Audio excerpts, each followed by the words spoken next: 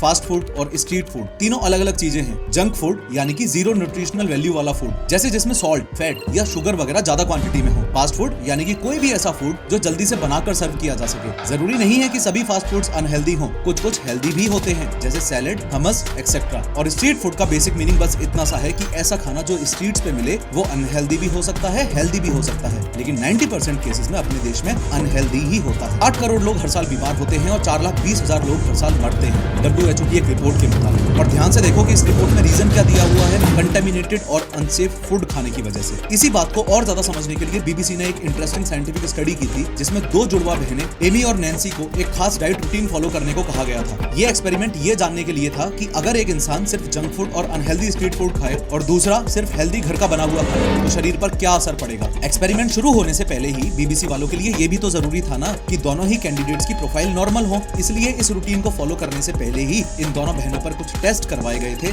जैसे blood test, lipid profile test और blood sugar test. Test होने के बाद अगले 14 दिनों तक जो डिसाइड हुआ था वो ही हुआ, यानी कि एमी ने दबा के जंक फूड ही खाया, या यूं कह लो कि अल्ट्रा प्रोसेस्ड फूड यानी कि बहुत ज्यादा तला भुना खाया। And on the other hand Nancy ने घर का बना हुआ खाना और सिर्फ सैलेड ही खाया।